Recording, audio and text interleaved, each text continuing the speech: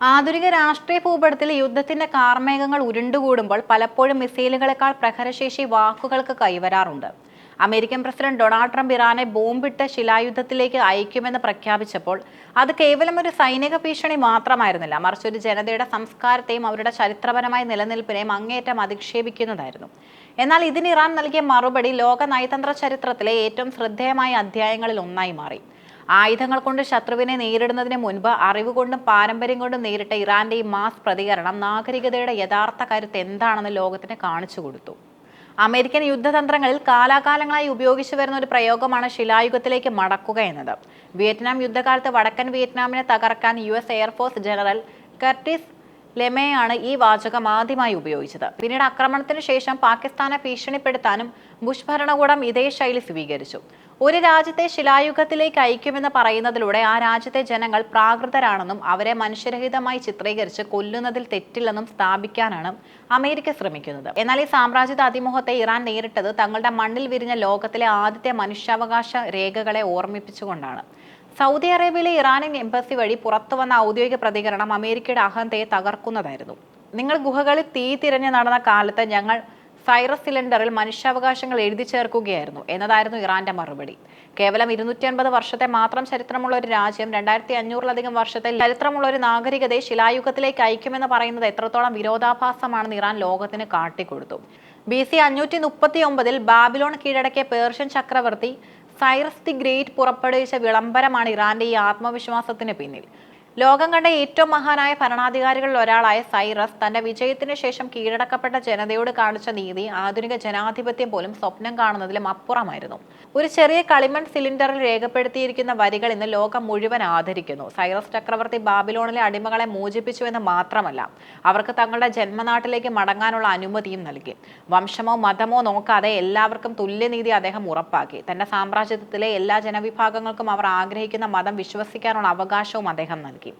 ഒരു വംശവും മറ്റൊന്നിനേക്കാൾ ശ്രേഷ്ഠമല്ലെന്നും അദ്ദേഹം പ്രഖ്യാപിച്ചു. ഈ സിലിണ്ടറിനെ ലോകത്തിലെ ആദ്യത്തെ മനുഷ്യാവകാശ രേഖയായി യുനെസ്കോ അംഗീകരിച്ചു. നിലവിൽ ലണ്ടനിലെ ബ്രിട്ടീഷ് മ്യൂസിയത്തിലുള്ള ഈ പുരാവസ്തുവിന്റെ ഒരു പകർപ്പ് ന്യൂയോർക്കിലെ ഐക്യരാഷ്ട്രസഭ ആസ്ഥാനത്തിന്റെ കവാടത്തിലും സ്ഥാപിച്ചിട്ടുണ്ട്. ഇതിനർത്ഥം ലോകം ഇന്ന് സംസാരിക്കുന്ന മനുഷ്യാവകാശങ്ങളുടെ പിതാവ് പുരാതന പേർഷ്യയാണെന്നാണ്. അമേരിക്കൻ ഭരണകൂടം ഇറാനെ തരം താഴ്ത്താൻ ശ്രമിക്കുമ്പോൾ അമേരിക്കയുടെ തന്നെ സ്ഥാപക പിതാക്കന്മാർ ഇറാനോട് കടപ്പെട്ടിരിക്കുന്നുവെന്ന സത്യം മറച്ചു പിടിക്കാനാവില്ല. അമേരിക്കൻ സ്വാതന്ത്ര്യ പ്രഖ്യാപനത്തിന്റെ മുഖ്യ ശില്പിയായ തോമസ് ജെഫേഴ്സൺ സൈറസ് ചക്രവർത്തിയുടെ ഭരണരീതികളെ ആഴത്തിൽ പഠിച്ചിരുന്നു. ഗ്രീക്ക് ചരിത്രകാരനായ സെനോഫോൺ എഴുതിയ സൈറസിന്റെ ജീവചരിത്രം ജെഫേഴ്സന്റെ പ്രിയപ്പെട്ട പുസ്തകമായിരുന്നു. അമേരിക്കൻ ഭരണഘടനയിലെ പല മൂല്യങ്ങളും മതസഹിഷ്ണുതയും രൂപപ്പെട്ടത് ഈ പേർഷ്യൻ ചക്രവർത്തിയുടെ ആശയങ്ങളിൽ നിന്നാണെന്ന് ചരിത്രരേഖകൾ സാക്ഷ്യപ്പെടുത്തുന്നു.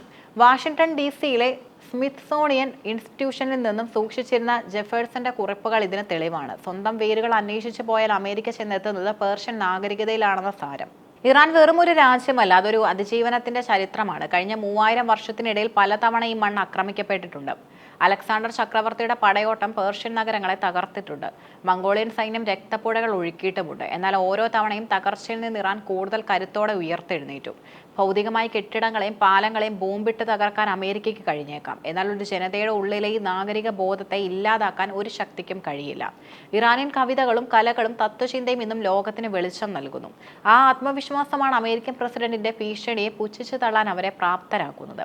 ആധുനിക കാലത്തെ യുദ്ധം എന്നത് മിസൈലുകൾ തമ്മിലുള്ള പോരാട്ടം മാത്രമല്ല, അതൊരു ആശയപരമായ പോരാട്ടം കൂടിയാണ്. ഒരു രാജ്യത്തെ സാമ്പത്തികമായി തളർത്താനും ഉപരോധങ്ങൾ കൊണ്ട് ശ്വാസം മുട്ടിക്കാനും അമേരിക്ക ശ്രമിക്കുമ്പോൾ ഇറാൻ നയതന്ത്ര വേദിയിൽ തങ്ങളുടെ പാരമ്പര്യത്തെ ഒരു ആയുധമായി ഉപയോഗിക്കുന്നു. ലോകത്തിന് മുന്നിൽ അമേരിക്കയെ ഒരു അഹങ്കാരിയായ പുതുപ്പണക്കാരനായും തങ്ങളെ വിവേകിയായ മുതിർന്ന നാഗരികതയായും ചിത്രീകരിക്കുന്നതിൽ ഇറാൻ വിജയിച്ചു. ട്രംപിന്റെയും പീറ്റ് ഹെക്സറ്റിന്റെയും വാക്കുകൾ അവരുടെ സാംസ്കാരിക ദാരിദ്ര്യമാണ് വെളിപ്പെടുത്തുന്നത്. ഒരു നാഗരികത ഇല്ലാതാക്കാൻ ബോംബുകൾക്ക് കഴിയില്ലെന്ന് ചരിത്രം ആവർത്തിച്ച് തെളിയിച്ചിട്ടുണ്ട്.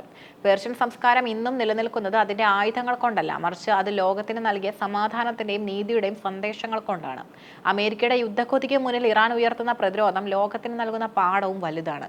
സൈനികമായ പ്രത്യാക്രമണത്തെക്കാൾ വലിയ ആഘാതം ഇത്തരം ചരിത്രപരമായ മറുപടികൾ ശത്രുവിന് നൽകുന്നു. ആധുനിക ആയുധങ്ങളെക്കാൾ കരുത്ത് പഴക്കമുള്ള സത്യങ്ങൾക്കാണെന്ന് ഇറാൻ തെളിയിച്ചു. അമേരിക്കൻ ഭീഷണികൾക്ക് മുന്നിൽ പതറാതെ തങ്ങളുടെ മഹത്തായ പാരമ്പര്യം വിളിച്ചോതിയ ഇറാന്റെ നിലപാട് ആധുനിക നയതന്ത്ര ചരിത്രത്തിൽ എന്നേക്കും ഓർമ്മിക്കപ്പെടും. ബോംബുകൾക്ക് ഒരു ജനതയുടെ ചരിത്രത്തെ ശിലായുഗത്തിലേക്ക് മടക്കാൻ കഴിയില്ലെന്നും നാഗരികത എന്നത് ആത്മാവിൽ സൂക്ഷിക്കുന്ന ഒന്നാണെന്നും ലോകം ഇവിടെ തിരിച്ചറിയുന്നു. പേർഷ്യൻ മണ്ണിലെ സൈറസ് സിലിണ്ടർ ഇന്നും അമേരിക്കയുടെ അഹന്തതയ്ക്ക് മുന്നിൽ മൗനമായി നീതിയുടെ വാചകങ്ങൾ ഉരുവിട്ടുകൊണ്ടിരിക്കുകയാണ്.